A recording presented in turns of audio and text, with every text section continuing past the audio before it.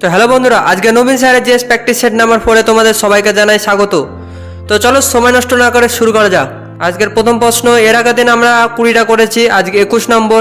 কর্কটক্রান্তি রেখা নিচের কোন রাজ্যের মধ্যে দিয়ে যায়? এখানে 3টি রাজ্যের মধ্যে দিয়ে গেছে, একটি রাজ্যের মধ্যে যায়নি, সেটি হলো মণিপুর। কর্কটক্রান্তি রেখা মোট 8টি রাজ্যের উপর দিয়ে গেছে। এটা মনে রাখার নিয়ম হচ্ছে, মিত্র গামছা পরা ছাড়লো, ময়ে হচ্ছে মিজোরাম, তয়েতে ত্রিপুরা, গামছার গয়ে হচ্ছে গুজরাট, ময়ে হচ্ছে মধ্যপ্রদেশ, আর ছয়ে হচ্ছে ছত্তিশগড়, পড়াতে হচ্ছে পশ্চিমবঙ্গ, রয়ে রাজস্থান, ছাড়লোকে আমরা ঝাড়লো বলবো, ঝাড়লোতে ঝাড়খণ্ড। তো এখানে 3টি রাজ্যের মধ্যে দিয়ে গেছে। তো কী হবে সঠিক উত্তরটি? 1, 2 এবং 4। ট্রপিক অফ ক্যান্সার বা করক রেখার অন্য নাম কি? উত্তরী রেখা। করক রেখার নিকটতম শহরগুলি কি কি? রাঁচি, ঝাড়খণ্ডের রাঁচি। এর অক্ষাংশগত মান 23 ডিগ্রি 11 মিনিট। এবং জবলপুর, মধ্যপ্রদেশের জবলপুর, এর অক্ষাংশগত মান 23 ডিগ্রি 11 মিনিট। প্রশ্ন নাম্বার 22, নিম্নলিখিত স্থানগুলির মধ্যে কোনটি ভারতীয় মানক সময় মেরিডিয়ানের সবচেয়ে কাছে অবস্থিত? সবচেয়ে কাছে অবস্থিত বিলাসপুর, ফৈজাবাদ, কোরাপুট, মির্জাপুর। তো সঠিক উত্তরটি হবে মির্জাপুর। ভারতীয় মানক সময় রেখা কত ডিগ্রি দেওয়া যায়?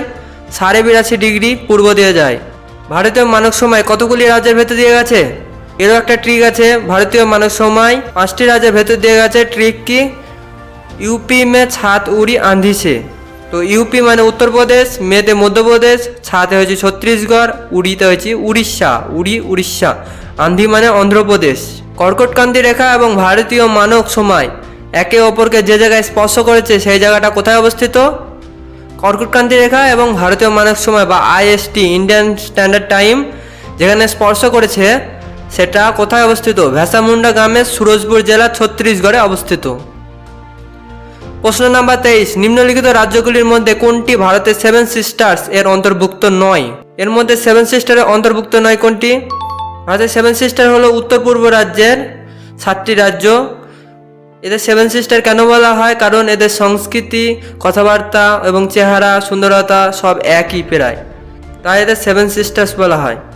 তো এর মধ্যে কোনটি 7 সিস্টার্সের অন্তর্ভুক্ত নয়? মেঘালয়, অরুণাচল প্রদেশ, আসাম, সিকিম। তো সঠিক উত্তরটি হবে সিকিম। 7 সিস্টার্সের ভাই বলা হয় সিকিমকে। 7টি রাজ্যের নামগুলি হলো মেঘালয়, অরুণাচল প্রদেশ, আসাম, মণিপুর, ত্রিপুরা, মিজোরাম, নাগাল্যান্ড। এই 7 সিস্টার এই নামটি কে রাখেন? এই নামটি রাখেন 1972 সালে জ্যোতিপ্রসাদ সেকিয়া। 7টি রাজ্যের মধ্যে সবচেয়ে বড় অরুণাচল প্রদেশ আর সবচেয়ে ছোট ত্রিপুরা। প্রশ্ন নাম্বার 24, নিচের কোন রাজ্যটি দ্বিভাষিক রাজ্য নয়? দ্বিভাষিক রাজ্য মানে দুটি ভাষা ওখানে ব্যবহার করা হয় না। নাগাল্যান্ড, সিকিম, কর্ণাটক, ত্রিপুরা। তো সঠিক উত্তরটি হবে কর্ণাটকে। কর্ণাটকে খালি কন্নড় ভাষা ব্যবহার করা হয়। আর নাগাল্যান্ডে কোন কোন ভাষা? নাগাল্যান্ডে কন্নড়, আঙ্গামি, ইংরাজি। আর সিকিমে গোর্খা, ইংরাজি। ত্রিপুরার কোকবোরক আর বাংলা। প্রশ্ন নাম্বার 25, ভারতের প্রেক্ষাপটে নিচের কোন বিবৃতিটি সঠিক? ভারত বিশ্বের 6ষ্ঠ বৃহত্তম দেশ। এটা একদমই ভুল। ভারত বিশ্বের 7ম বৃহত্তম দেশ। এর আগে যে 6টি দেশ আছে সেগুলি হলো রাশিয়া, কানাডা, আমেরিকা যুক্তরাষ্ট্র, চীন, ব্রাজিল, অস্ট্রেলিয়া, তারপর আমাদের প্রিয় ভারত। বিশ্বের প্রায় 2.4% এলাকা ভারতের অধীনে আছে। এটা একদমই ঠিক। 2.4% এলাকা ভারতের অধীনে আছে, প্রায় 32,87,263 বর্গ কিলোমিটার। কর্কটক্রান্তি রেখা দেশের মধ্যে দিয়ে যায়, যা অক্ষাংশের বিস্তারকে দুটি সমান ভাগে ভাগ করে। এটা একদমই ঠিক। ভারত সম্পূর্ণরূপে ক্রান্তীয় অঞ্চলে অবস্থিত। এটা একদমই ভুল। ভারত ক্রান্তীয় এবং উপক্রান্তীয় অঞ্চলে অবস্থিত। তো কোন দুটি ঠিক হবে? 2 এবং 3। এটা একবার দেখে নাও। এটা তো আমি বললামই। ভারত বিশ্বের জনসংখ্যার দিক দিয়ে 2 নম্বরে অবস্থিত এবং আয়তনের দিক দিয়ে 7 নম্বরে সবচেয়ে বড় দেশ। ভারত উত্তরে 37 ডিগ্রি 6 মিনিট এবং দক্ষিণে 8 ডিগ্রি 4 মিনিট। এর মাঝ বরাবর কি অবস্থিত? কর্কটক্রান্তি রেখা অবস্থিত। প্রশ্ন নাম্বার 26, কোন পঞ্চবার্ষিকী পরিকল্পনা দ্রুত, টেকসই এবং অন্তর্ভুক্তি প্রবৃদ্ধির উপর জোর দিয়েছে? একাদশ পঞ্চবার্ষিকী পরিকল্পনা, দ্বাদশ পঞ্চবার্ষিকী পরিকল্পনা, দশম পঞ্চবার্ষিকী, নবম পঞ্চবার্ষিকী। তো সঠিক উত্তরটি হবে দ্বাদশ পঞ্চবার্ষিকী। দ্বাদশ পঞ্চবার্ষিকী 2012 থেকে 17 পর্যন্ত ছিল। শ্রী রঙ্গরাজন এর মডেল তৈরি করেছিল। এই পঞ্চবার্ষিকীর লক্ষ্য দেওয়া ছিল 8.2% হারে গ্রোথ করার, কিন্তু প্রাপ্তি হয়েছিল 6.8%। এই পঞ্চবার্ষিকীর সময় পূরণ হওয়ার আগে এটি বন্ধ হয়ে গেছিল। এটি 2015 সালে বন্ধ হয়ে যায়, কারণ তখন আসে নীতি আয়োগ।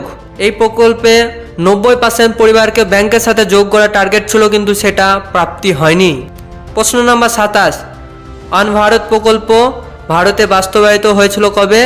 1966 থেকে 67 সালে, 1969 থেকে 70 সালে, 1978 থেকে 79 সালে, 1989 থেকে 90 সালে। তো সঠিক উত্তরটি হবে 1978 থেকে 79 সালে। এটি বাস্তবায়িত হয় 1 এপ্রিল 1978 সালে। রোলিং প্ল্যান একেই বলে। গুন্নার মেডেল দ্বারা এটি বানানো হয়েছিল। ট্রাইসেম প্ল্যান এর মাধ্যমেই আসে। 18 থেকে 35 বছর ছেলেদের প্রযুক্তিগত দক্ষতা এই প্রকল্পে এসেছিল। প্রশ্ন নম্বর 28, কোন পঞ্চবার্ষিকী পরিকল্পনার সময় খাদি এবং গ্রাম শিল্প কমিশন গঠিত হয়েছিল? প্রথম পঞ্চবার্ষিকী পরিকল্পনা, দ্বিতীয় পঞ্চবার্ষিকী পরিকল্পনা, তৃতীয় পঞ্চবার্ষিকী পরিকল্পনা, পঞ্চম পঞ্চবার্ষিকী পরিকল্পনা। তো সঠিক উত্তরটি হবে দ্বিতীয় পঞ্চবার্ষিকী পরিকল্পনা। দ্বিতীয় পঞ্চবার্ষিকী যোজনা 1956 থেকে 61 পর্যন্ত ছিল। এই যোজনায় ইন্ডাস্ট্রিজ এবং পাবলিক সেক্টরের দিকে ধ্যান বেশি দেওয়া হয়েছিল। এই সময় 3টি বিখ্যাত ইন্ডাস্ট্রিজ স্থাপিত হয়, সেগুলি হলো রাউরকেল্লা। রাউরকেল্লা উড়িষ্যায় অবস্থিত। এটি 1959 সালে জার্মানির সাহায্যে হয়। 2 নম্বর ভিলাই। ভিলাই কোথায় অবস্থিত? ছত্তিশগড়ে অবস্থিত। এটি 1959 সালে রাশিয়ার সাহায্যে হয়। 3 নম্বর দুর্গাপুর।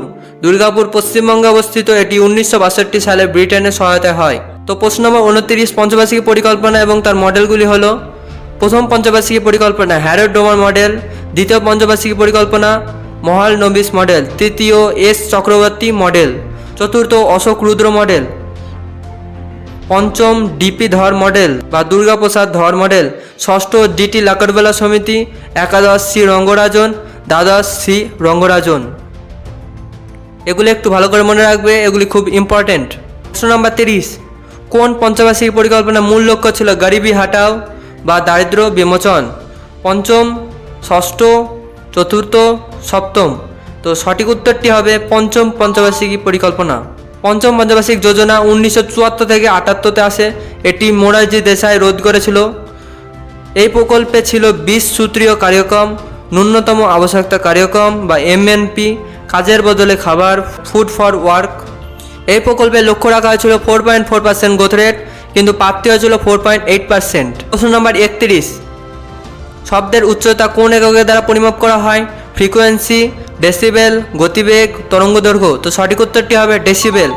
ফ্রিকোয়েন্সি এর একক হার্টজ, বেগের একক মিটার পার সেকেন্ড, তরঙ্গের দৈর্ঘ্যের একক অ্যাংস্ট্রন। 1 অ্যাংস্ট্রন সমান 10⁻⁻10 মিটার। তরঙ্গের দৈর্ঘ্যের একক অ্যাংস্ট্রন। প্রশ্ন নম্বর 32, তো ভৌতিক রাশি দেওয়া আছে আর এর একক। ত্বরণের একক কি? Metre per second square. বলের একক নিউটন আর কার্যের একক জুল। আবেগের একক নিউটন পার সেকেন্ড। প্রশ্ন নম্বর 33, স্বর্ণকারের দ্বারা ব্যবহৃত অ্যাকোরিজিয়া নিম্নলিখিতগুলি মিশ্রিত করে প্রস্তুত করা হয়। তো অ্যাকোরিজিয়া কী কী দিয়ে তৈরি করা হয়? নাইট্রিক অ্যাসিড এবং সালফিউরিক অ্যাসিড, নাইট্রিক অ্যাসিড এবং হাইড্রোক্লোরিক অ্যাসিড, সালফিউরিক অ্যাসিড এবং হাইড্রোক্লোরিক অ্যাসিড, সাইট্রিক অ্যাসিড এবং বেনজোইক অ্যাসিড। তো সঠিক উত্তরটি হবে নাইট্রিক অ্যাসিড এবং হাইড্রোক্লোরিক অ্যাসিড। নাইট্রিক অ্যাসিডের সংকেত কি? HNO3 আর হাইড্রোক্লোরিকের HCl।